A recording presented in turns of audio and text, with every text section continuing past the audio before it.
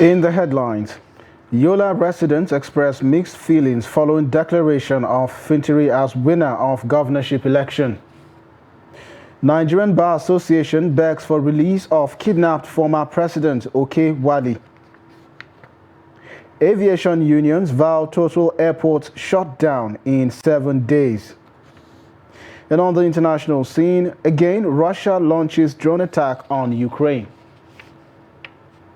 Hello and welcome to News Update on Trust TV. I am Sagir Ibrahim.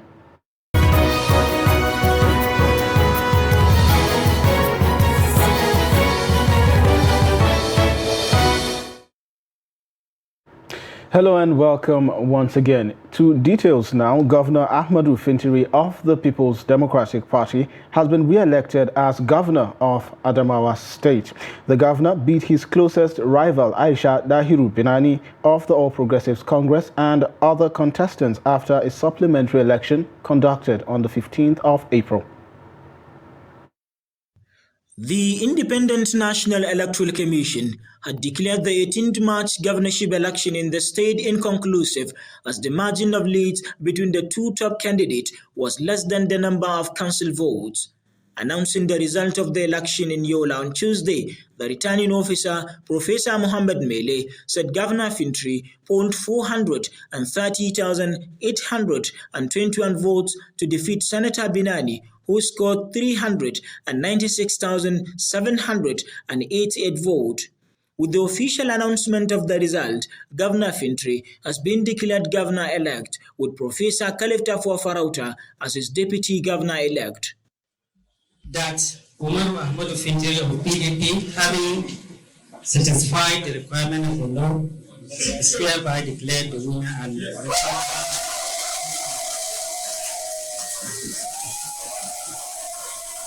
The governor-elect Ahmadu Fintiri, in his acceptance speech, thanked the people of the state for reaffirming their support for him through the ballot and promised to deliver on all of his promises to them. He further appreciated the Electoral Commission and other stakeholders for standing on the side of justice. It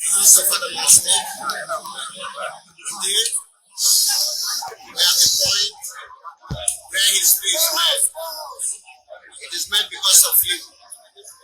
It is made because you affirm your willingness to support the good works that have started in Adamawa State. It is made because we have reached consensus that Adamawa State must won. It is made because you are fully agree that you desire a better state that is lifting the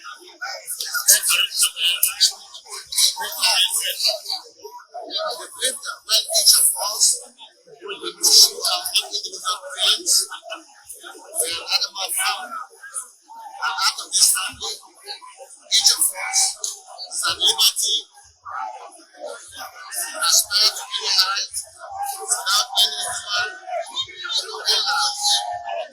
Adamawa State has a total number of 2,196,566 registered voters, but only 876,387 voters were accredited for the election.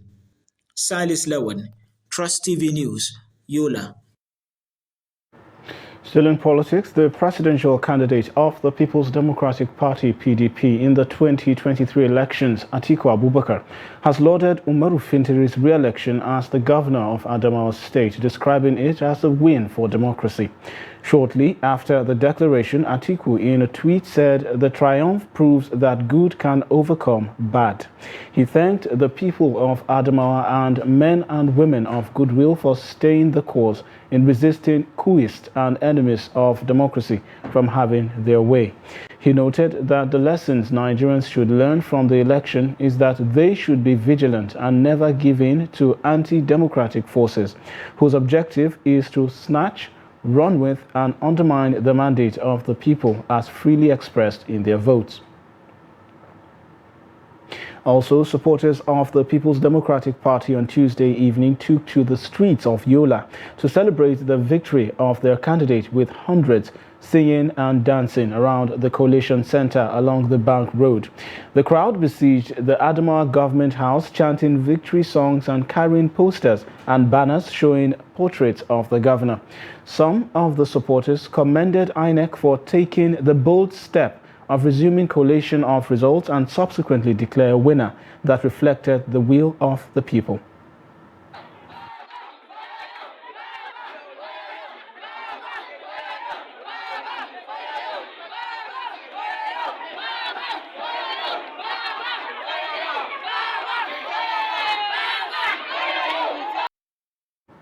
Now, apart from the main actors identified that contributed to the drama in Adamawa State, there are others that played roles behind the scene. For instance, who were those responsible for the INEC National Commissioner who monitored elections in the state? What are the legal implications to all actors caught in the web of events?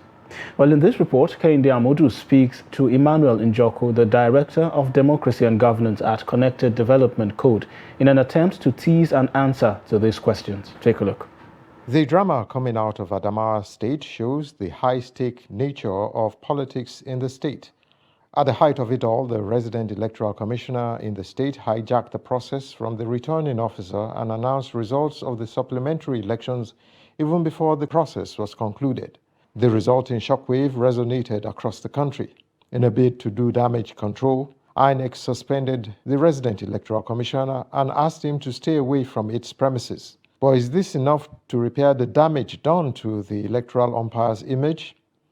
The controversial rec who has been asked to stay away from the conduct of suspended exercise, I think is a step in the right direction from INEC. I mean, in previous elections before now, I never knew that INEC even have the powers to suspend, their recs. This is the first time we are seeing this, as we saw in the February 25th elections. But I'm sure Nigerians and citizens generally would expect more punitive measure or sanctions on this rec, who completely went. I mean, this is the newest law that we will ever see in the INEC and conduct of elections in Nigeria. But then again, I figure that INEC is not a law enforcement agency, and I doubt if they have the powers to actually even take actions beyond what they have done. In the ensuing melee, the INEC had raised alarm about its missing national commissioners. A video emerged online of one of the commissioners apparently beaten up by political thugs being interrogated by some persons. There are indications that the interrogators may be stalwarts of the People's Democratic Party, and thus this may have been a case of mistaken identity. But is this how low politics has sunk, that a renowned scholar was brutalized in this manner?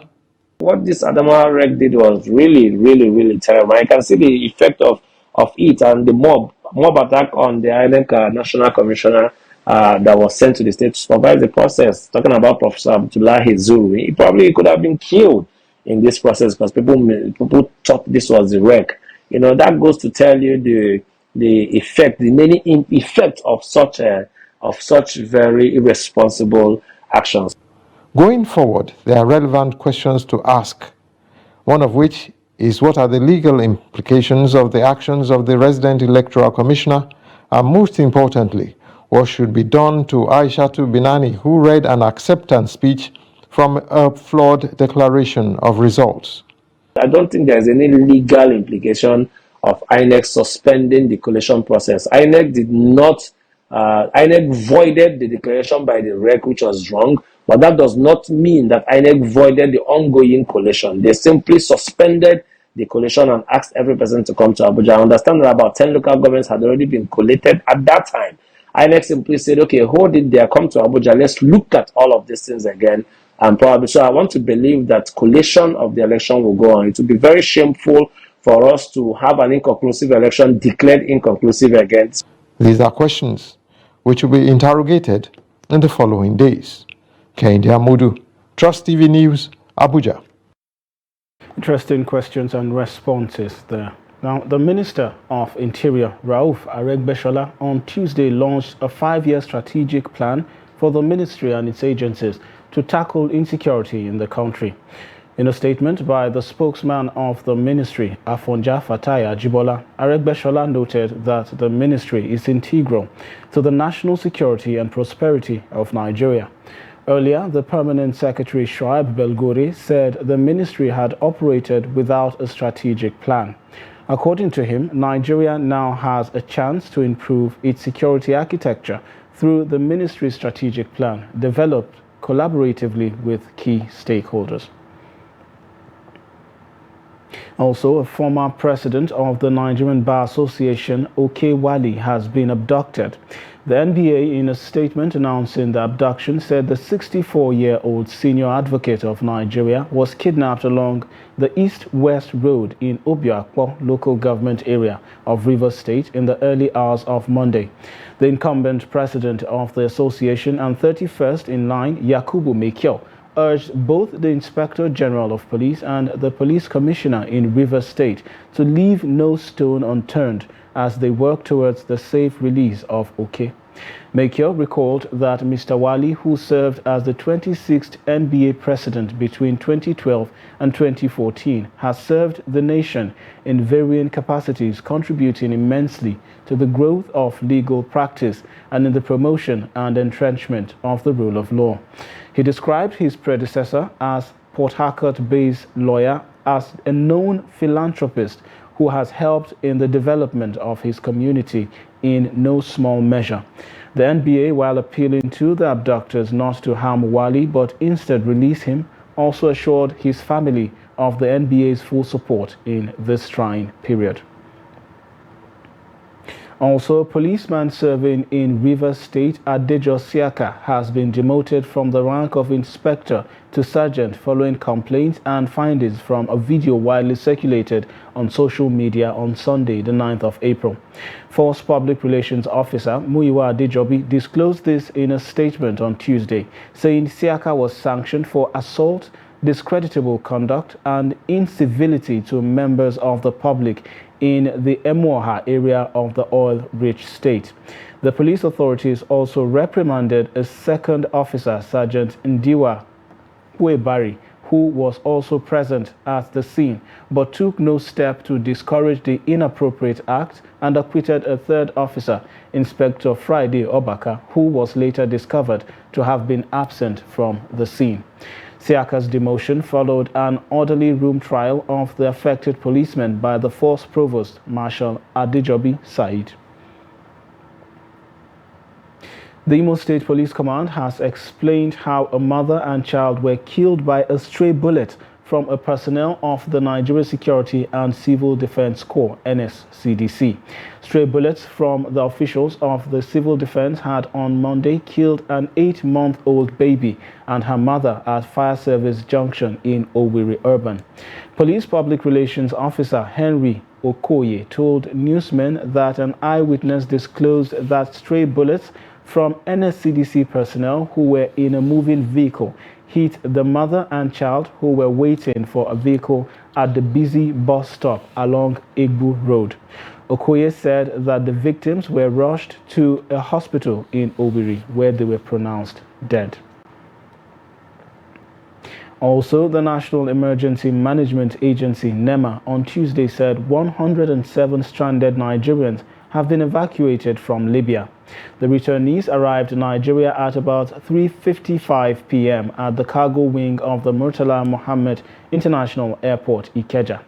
They were received by the Director General of NEMA, Mustafa Ahmed, who was represented by the Chief Relief and Rehabilitation Officer, Mr. Aziz Afunku. Among the returnees were a male and female infant, 5 female children, and 3 male children. The NEMA boss stated that a total of 105 stranded Nigerians were repatriated, with an additional 281 assisted back to the country in March 2023. In April 2023, a total of 259 Nigerians have so far been assisted to return to the country. You're watching News Update on Trust TV. Still to come. We take a look at rising cost of food items ahead of Eid al-Fitr celebrations. This and more when we return.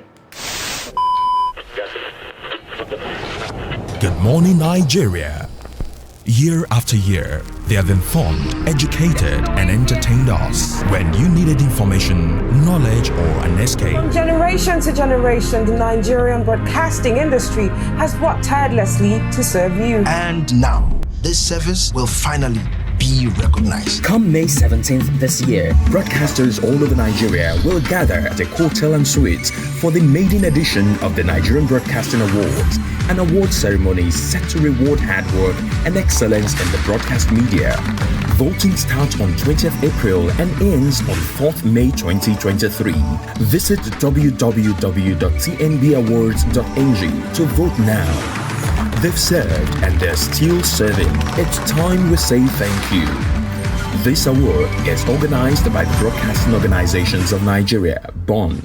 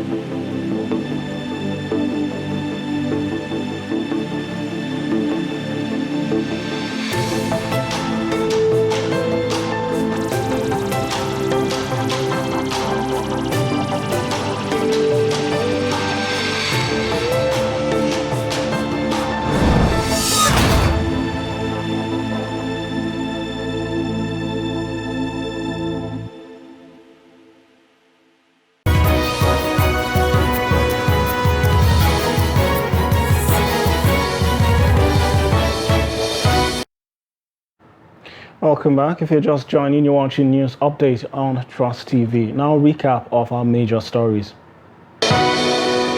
Yola residents express mixed feelings following declaration of Fintiri as winner of governorship election. Also, Nigerian Bar Association begs for release of kidnapped former President Oke Wali. Moving on to more stories, as the two-day warning strike embarked on by aviation unions ended on Tuesday, they have vowed to totally shut down airports after 7 days as they staged a procession to the international wing of the Murtala Mohammed International Airport. General Secretary of the Association of Nigerian Aviation Professionals, ANAP, Comrade Abdul Razak Seidu, who spoke at the MMIA, said after 7 days, they will embark on a total shutdown to cut Nigeria away from other countries. The unions are demanding implementation of conditions of service, halt in demolition of aviation agencies, offices in Lagos, payment of relocation allowances, among others. We now join Daily Trust reporter Abdulateef Aliyu for an update on the situation. After the procession, they addressed the press and they said, yes, the two-day warning strike has ended, but they are giving the federal government another 7-day ultimatum to address some of the demands that they have raised, or else there will be a total shutdown of the aviation industry.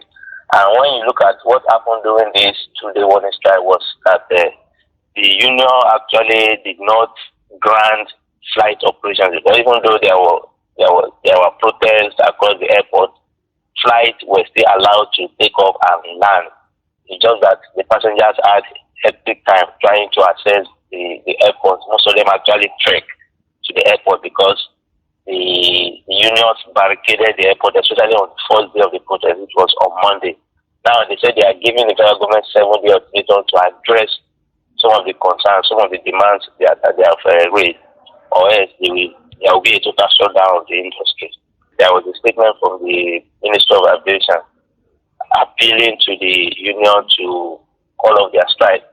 And what the ministry said was that the issue of the minimum wage, special adjustments in minimum wage, the issue of conditions of service, issues that are being addressed by the National Salaries and Wages Commission in Abuja, and they are also the Wages Commission is on the verge of completing its due diligence on some of these demands and so on, and that it will give them little time for the Wages Commission to complete the work on this special adjustment on minimum wage and the issue of condition of service that they signed with them as far back as 2019. What they have made very clear is that before any demolition could carry out, there would have been an alternative accommodation provided for all the staff in Abuja, where they have been asked to relocate to. And that is where we are at the moment. But even in that statement, the ministry also tried to warn the union not to engage in any act that would lead to breakdown of law and order, and also that would disrupt the flight activities across the airport in Nigeria and so on. Thanks to Abdul Latif for that update. As Muslims prepare for this year's Salah celebration, prices of food items and other essential commodities seems to be on the increase. In this report, traders in Dawanau grain market say this is largely due to high cost of production. Trust TV's correspondent Idris Jabrin reports. This is called Dawanau International Market in Kano, which is believed to be the largest grain market in the entire West African sub-region. Food items in Dawanau is very important. Like you know, Dawanau is the largest grain market in the entire West African sub-region. And over the years, if you come here, whatever type of food items you need, you will get it in this market. We have everything here. Every year, Muslims come here from different parts of the world to buy grains, which are especially used to prepare food during Eid celebration. But customers say the price this year is not encouraging. For now, as Salah approaches, you know, the price, I must tell you that the price of food items have increased. I'm here to buy rice, beans and even yam, but I was made to understand that everything has increased, unlike a few months ago or even last month. Everything has the price of everything have increased in these markets today. High cost of transportation, increase in production cost, the lack of capital and other modern farming equipment are largely responsible for the high increase in price of food items. You see, I'm selling wheat, maize, rice and all sort of food items you can find. I'm selling it here. But the problem is that we have problem from the farmers where we used to buy these food items because they have problem of fertilizer and other farming equipment which they don't use to get. Therefore, they increase the price. And if we buy from them, we also have to increase the price so that we gain a little from what we are selling. According to traders in these Africa's largest grain markets, the need for government to ensure price control from point of production to the point of sale may be significant to avoid unnecessary inflation across the country. Idris Jubrin, Trust TV News, Kano. On the international scene, Russia on Wednesday launched another drone attack on Ukraine's southern port city of Odessa early Wednesday, but there were no immediate reports of casualties, authorities say. Confirming the incident, head of the Odessa District Military Administration, Yuri Karuk, says in a statement on Telegram that the enemy carried out an attack by unmanned aerial vehicles of the Shahed 136 type on the Odessa region. Karuk said Ukraine's air defenses had destroyed most of the attacking drones, but some civilian infrastructure was hit. According to preliminary information, there were no casualties. The Shahed 136 is a small Iranian-made self-detonating drone that can be programmed to fly automatically to a set of GPS coordinates with a payload of explosives. And finally, in sports, AC Milan reached the semi-finals of the Champions League on Tuesday after Olivier Giroud struck the crucial goal in a 1-1 draw at Napoli, which completed a 2-1 aggregate victory over their fellow Italians. Giroud tapped in what turned out to be the decisive goal 2 minutes before the break after a blistering run from Rafael Leao, who was once again key as Milan beat Napoli for the third time this month. The France striker's 13th goal on the season saved his blushes after he missed a penalty midway through the first half. Stefano Pioli's side now have the prospect of a local derby in the last four as Inter Milan hold on a total goal lead ahead of the second leg with Benfica on Wednesday night. Victor Osimhen scored in stoppage time, but it was not enough for Napoli, who are creaking as they come towards the end of what has been a phenomenal season. With that, we've come to the end of Trust TV's news updates. Don't forget to follow us across all our media platforms. I'm Sagir Ibrahim saying thank you for watching.